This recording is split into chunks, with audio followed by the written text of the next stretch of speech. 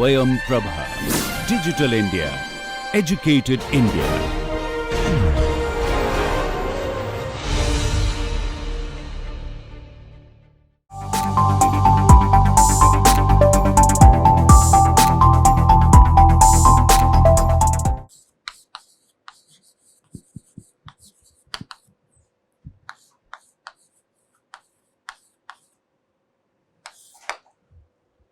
So in the last lecture, I was talking about random variables and some examples of random variables.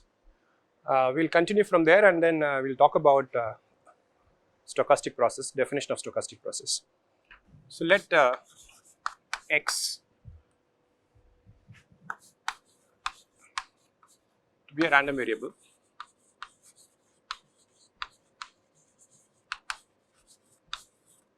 Okay, so I call this x is a random variable. Then a mathematical mapping of y defined as this.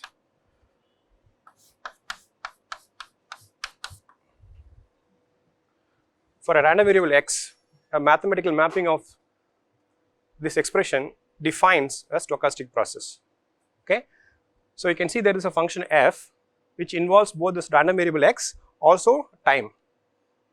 Okay, and that mapping we call it as y x of t.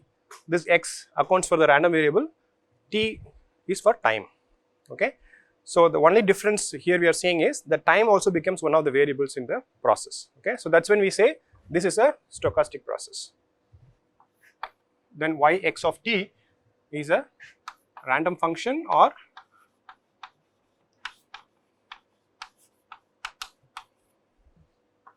a stochastic process.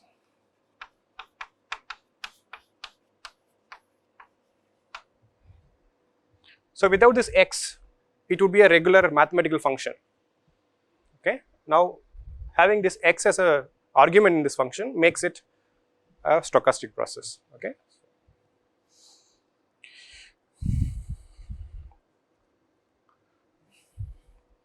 now if I substitute for x some value small x, then I get one realization of this function. Okay, so this is a definition of a stochastic process. Now x can assume any value as per its definition.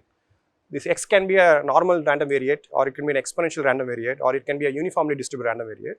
And if I assign any particular numerical value, then this function gives me a numerical expression, and that is one realization, one sample of the stochastic process. Okay, so we call this as a realization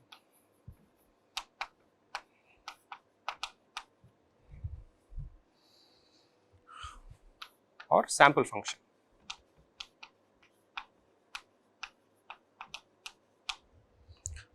Note that time here is a natural variable. Just like how we manage time in differential equations, the same way we manage time here, okay, as a natural variable. Now, having defined a stochastic process as this, now we can ask what is the mean, what is the variance, and what are the correlation functions for this stochastic variable. So we define average as the following.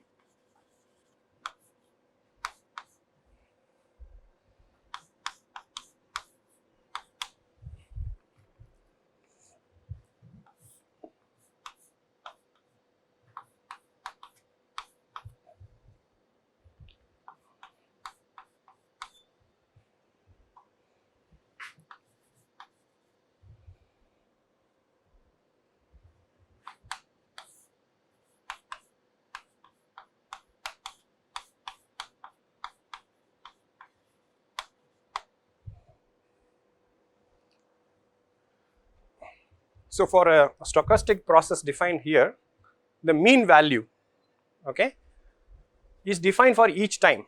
At any given time, if you want to find the mean value of that, what you do is you basically integrate this sample function weighted by the probability density function for x. Okay, this one is a probability density function for the random variable x. Okay, and then it is integrated over all possible values of x, and you can replace this y x of t as the mapping function f of x of t like this. Okay, so that's how you get the mean value of a stochastic process.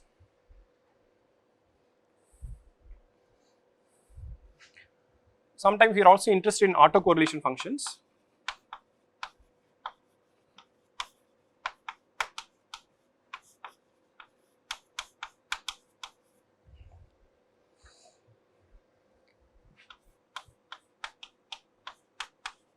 This autocorrelation function tells us the behavior or the response at two time interval, at two time points t1 and t2.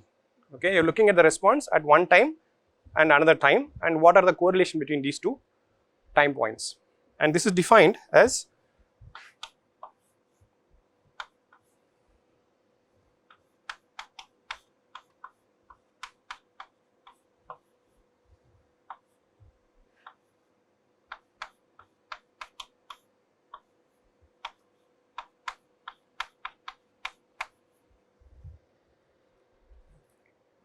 so the autocorrelation function is defined as the mean of the product of the functions at t1 and t2 minus the product of the mean itself at those times t1 and t2. Okay, so this is the definition of autocorrelation function. Suppose if I make t1 is equal to t2, what happens?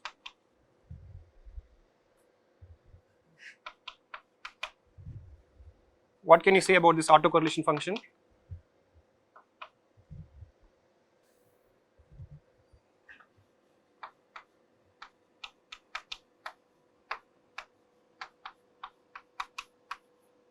What is this? This is variance, right?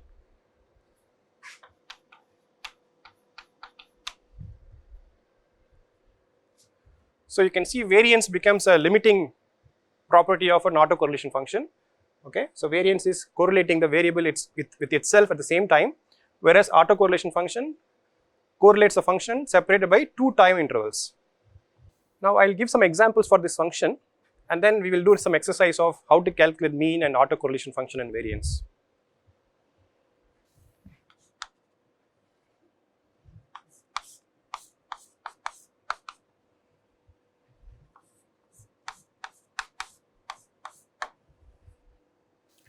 So this is the most simplest possible way is to write something like this. A stochastic process written as some time function times multiplied by a random variable. So x will have to be now qualified. What is this x? Is it a uniform random variate or exponential, or very many kinds are possible. So let us not specify this right now.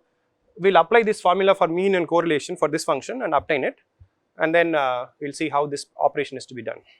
So now let's say that I want to calculate the mean or average. So that is y of t, and I am going to use this formula here.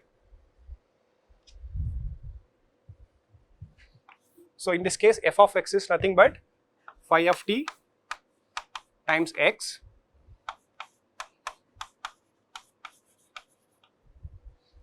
so this t can be taken out. Okay, this is a time dependent function, it doesn't depend on the random variable, so this can be taken out. So we see phi of t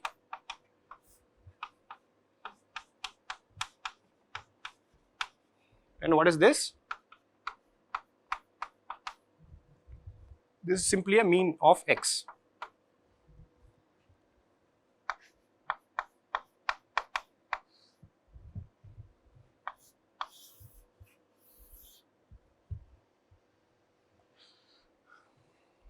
So the mean of the random function is nothing but the mean of the random variable multiplied by the time function. Okay, remember this is a function of time t for this particular example.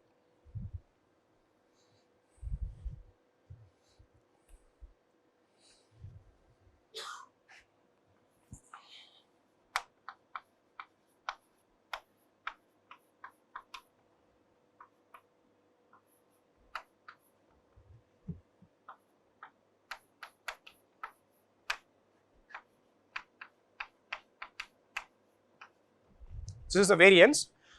Now we can obtain this mean square, and the mean already we know, and then we can substitute and get what is the variance.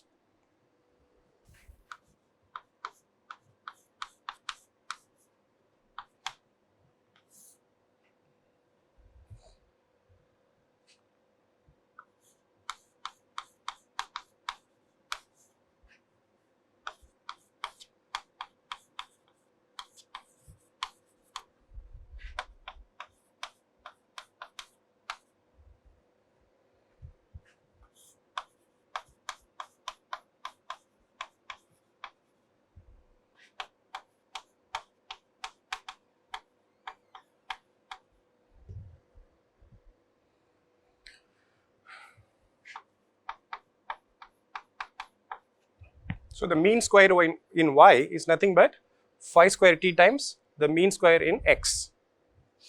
So we can now substitute it in here.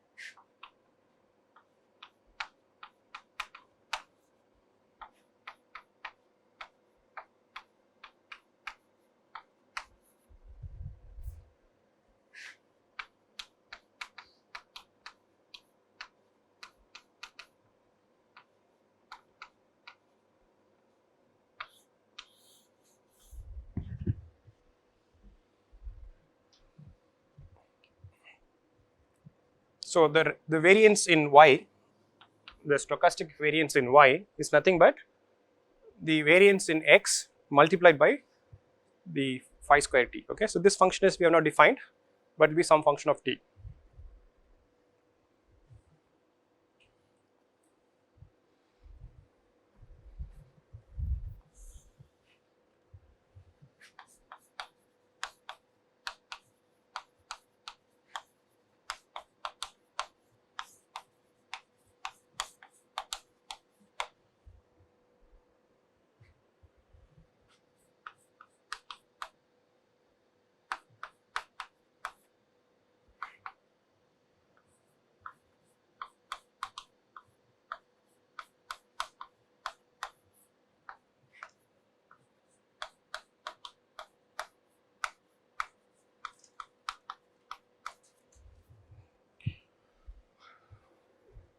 For the autocorrelation function, we will first get this one.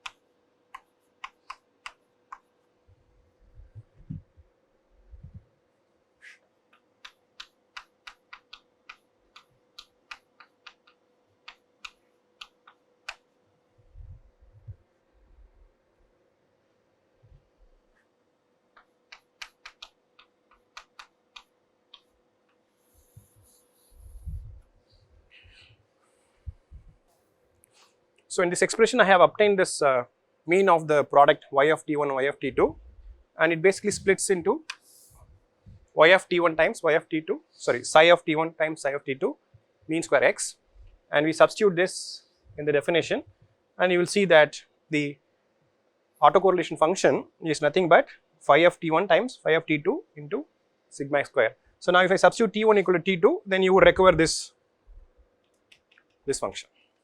Okay. So this is an example for a given random process. You should be able to get all the properties you want: mean, variance, autocorrelation function, higher order moments, all that you can apply through this kind of mathematical procedure.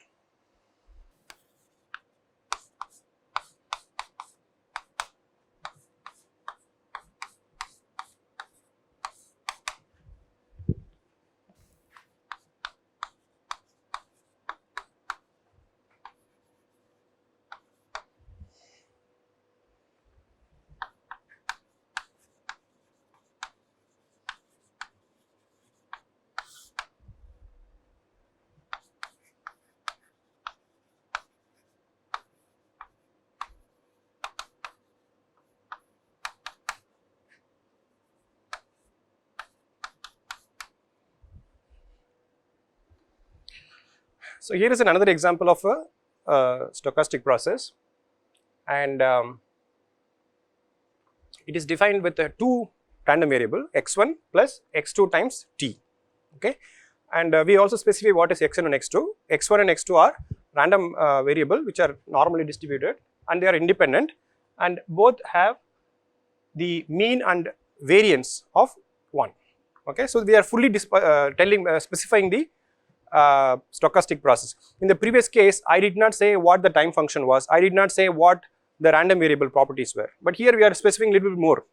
Okay, we are saying what the mathematical function is, it's just linear in t, and we also say what are the random variables are and what are the properties are. So it's a fully specified problem, right?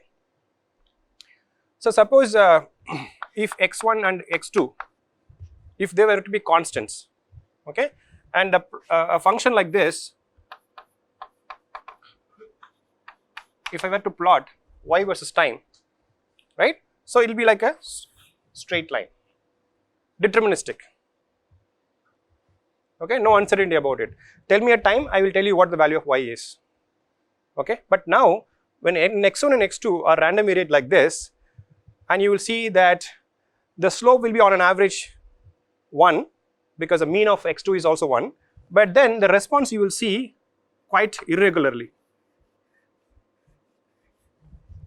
okay, in one realization. If you make another realization, if you do another experiment and create this path, it would be something different. And this is what I meant by uncertainty and irregularity in the dynamics. Okay, and an average mean value you will find will be just 1 plus t. Okay, because mean of this is 1 and mean of this also 1, so the average behavior will be 1 plus t. That's what this line is. But then if you look at the instantaneous realization, it's going to be like this. Okay, now you can write any other function of your interest depending upon what physical model you want to predict, what biological model you want to write, what chemical model you want to write. Okay, so now we will take this definition and we will apply the same thing and obtain what is the mean characteristics, what is the variance here, and what is the autocorrelation function, and so on.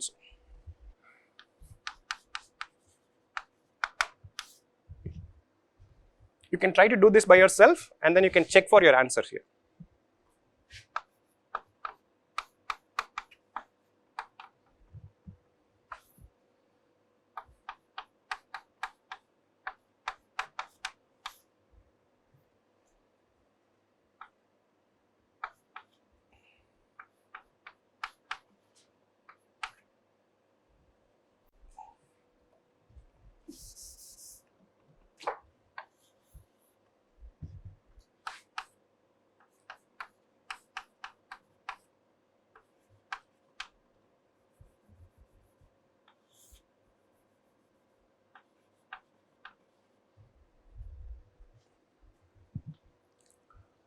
The independent characteristics is very important, because I don't have to write a joint distribution. I can write the joint distribution as a product of the two distributions. Actually, in one of the previous classes I mentioned some of the properties of independent distribution is that you can write the joint distribution as product of individual distributions, and that's what I'm using here. So that's why this independence is important. Suppose if we didn't mention this, then we have not fully described the problem, because then I have not mentioned anything about the joint distribution function.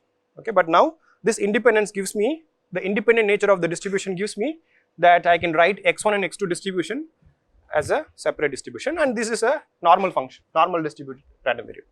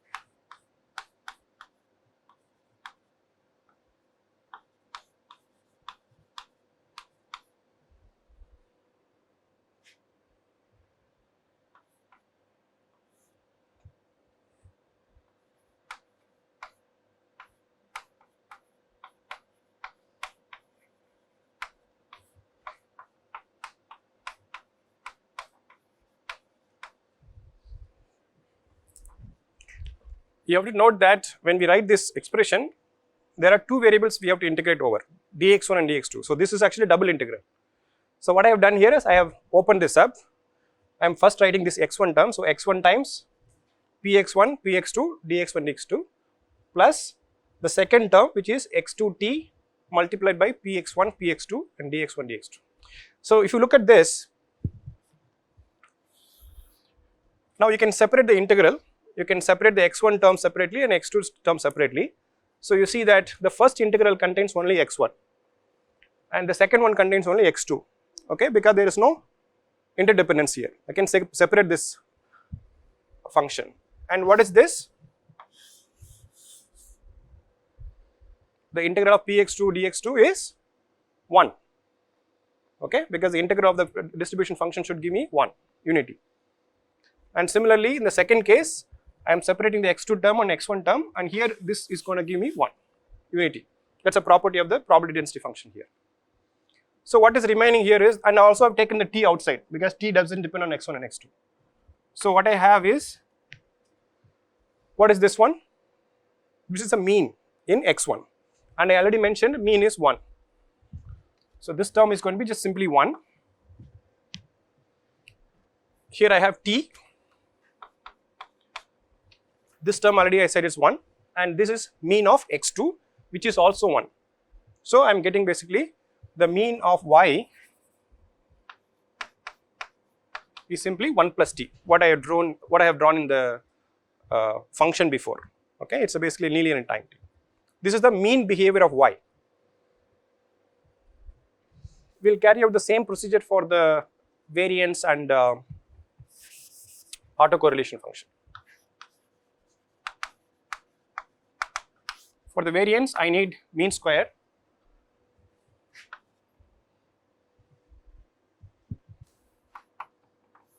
We will open this up.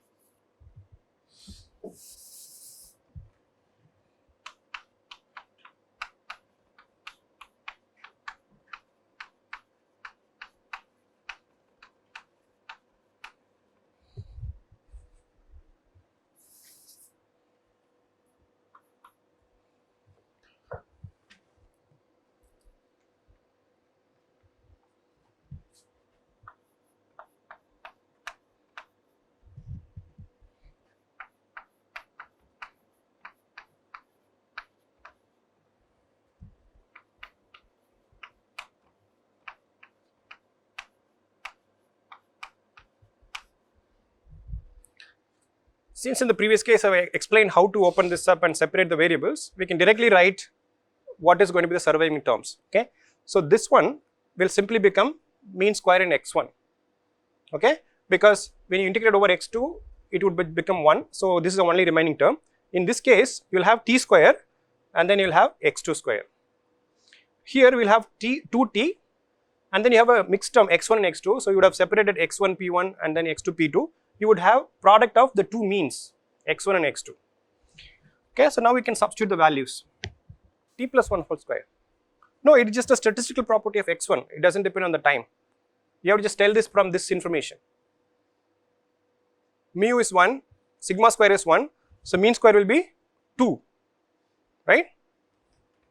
So this is 2, this is also 2, these are 1 each. So you have 2t, okay. So essentially 2 times 1 plus t square, okay. So that is your y square.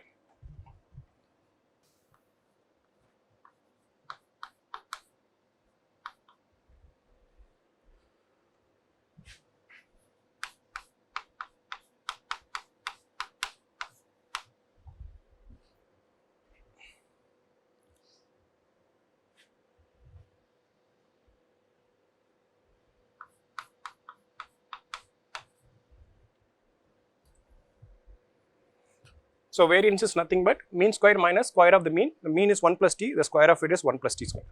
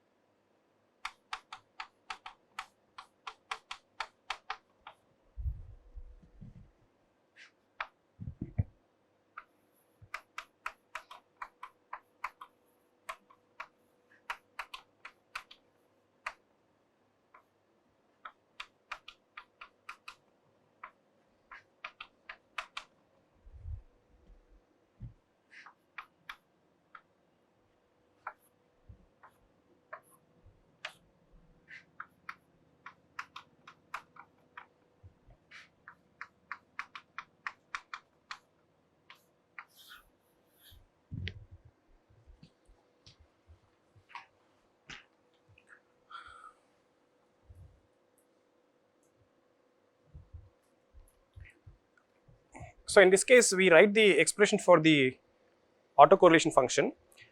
From here, we don't have to again go through this integral formula, all that. We can simply try to, based on the properties of the random variable, we can directly multiply here and apply the mean operation. And for example, in this case, what will happen is, so you would multiply x1 in x1 squared, and that would be mean of that. So that is the first term. Okay. Then you multiply this and t1. So you multiply this and this, you will get t1 and x1, x2, the mean of that. Okay. So that's what this is. And similarly, you can continue this operation, and you will get here. From here to here, all I have done is I have substituted the numerical value. Mean square in x1 is 2. t1 remains as such, but this can be written into mean of x1 times mean of x2 because they are independent variables. Okay, it's 1 times 1 is 1, so you have only t1. Similarly, here you have only t2. So here we have mean square in 2, which is this is numerically 2, so it will be 2 times t1 t2, and then same for this. And then when you simplify this, you will get 1 plus t1 plus t2, and if you substitute t1 and t2 equal to t, you will get 1 plus t square. That should be same as the variance. Okay.